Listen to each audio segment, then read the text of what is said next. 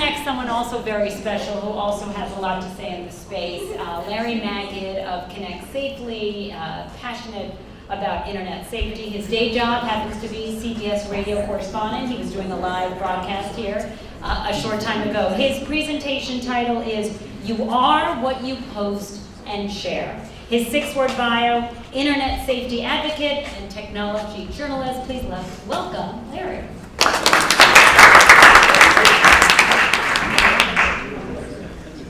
Am I live? Well, thank you very much, Kelly, and it's great to be here, and congratulations to everybody who's organizing this event. An amazing afternoon, amazing day. Those kids who happen to be watching on the stream, you can leave now and go get your parents, because I'm talking to us, I'm talking to adults right now. Most people here have talked about kids, talked about how kids can be better digital citizens, and of course, kids can be better digital citizens. But I think we need to start with ourselves. We need to start with how we behave, because not only does it impact them, because we are role models, but it impacts us, it impacts the world, it impacts people around us. My organization that I co-founded with Ann Collier, who was here in the room, we started out really focusing on kids. We started out around teens and social media, and then we worked with the younger kids. But one of the things that we at Connect Safely have realized over the last couple of years is that kids are A, not the only vulnerable population, and B, not the only population that needs some advice on how to be better digital citizens. So we recently, for example, just published a senior's guide to online safety, because it turns out that people over 65 often have plenty to learn and plenty of behavioral changes that they themselves need to make. I should actually say we ourselves need to make as somebody who fits into that age group. We also are doing a guide to LGBT, again, not necessarily aimed just at youth, but aimed at a population which, along with others, is vulnerable. But what I want to talk about today is a quote by Bernard Baruch that was said in the 50s, which was, everyone is entitled to their own opinions, but not their own facts. And again, he said that about 50 years ago. But boy, if he were around today, I think he'd be screaming it from the rooftops, because as much as I hate to use the word epidemic is a way overused term in the area of internet safety. I think maybe we are bordering on an epidemic of false information being spread by social media and by other platforms.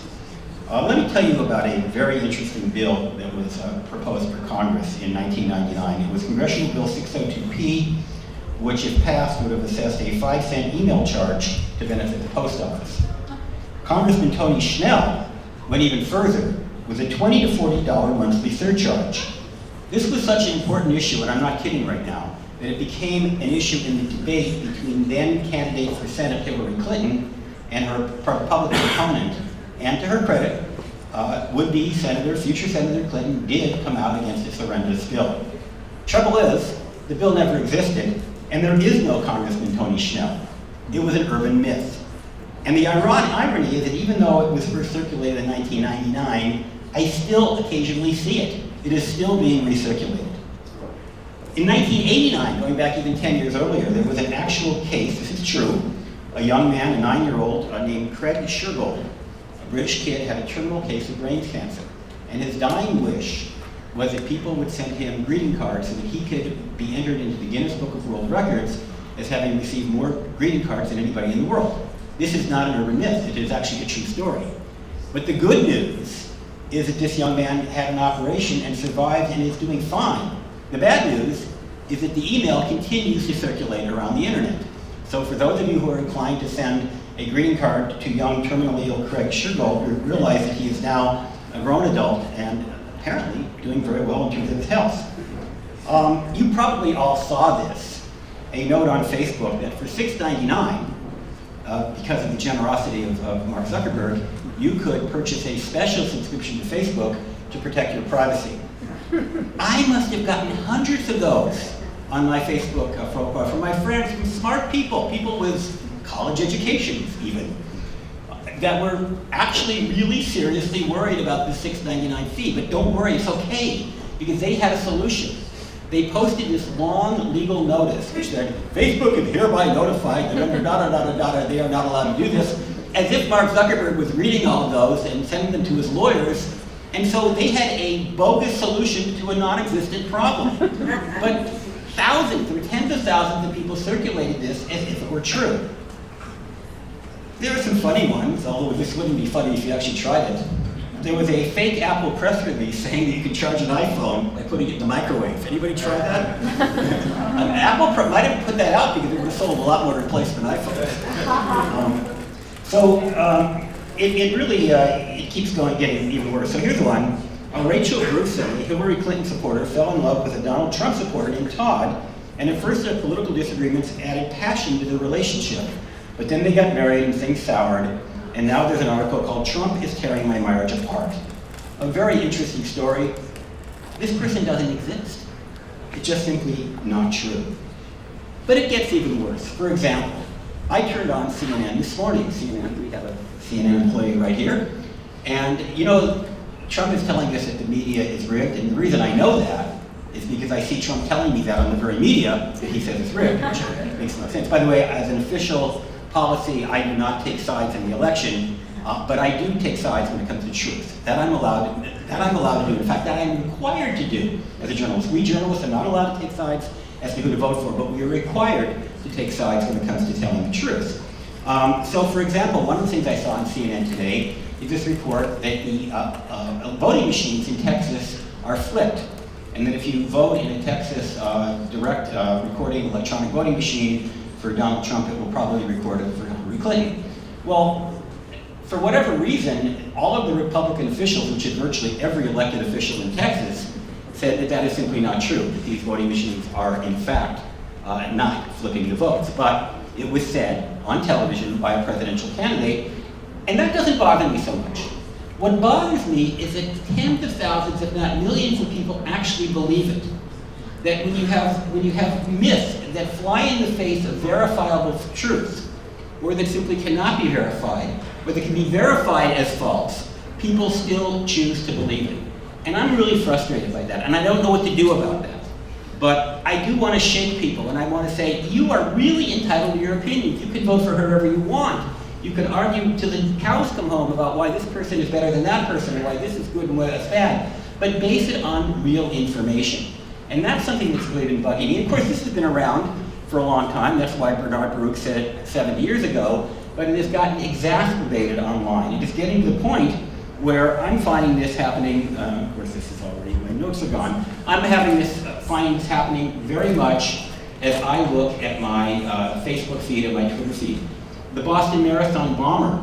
There was a young man who happened to have the same name as the person who was accused of the crime. That person's life was ruined. I don't know how he's recovered, but it was a horrible situation as people over and over again tweeted the existence of this person who had absolutely nothing to do with the bombing. And that's an example where real harm can be done. So here's what I personally do. When I see something online that I think might not be true, it's really easy. If I'm on the computer, I simply right-click, I mouse over it, I right-click, and then in my browser, it'll say search with Google. If you have a Microsoft browser, it might say search with Bing. And when you do that, it will almost always, if it's an urban myth, come to Snopes.com and tell you it's an urban myth. It is really, really easy to do. And when I find things that I find hard to believe, and I'm inclined to pass them on, I simply do that. And if it turns out it is an urban myth, I simply either ignore it, or more often, because I'm one of these busybodies that just can't leave things alone, I will put something in the comment about, hey, it's a myth, and then they will usually apologize.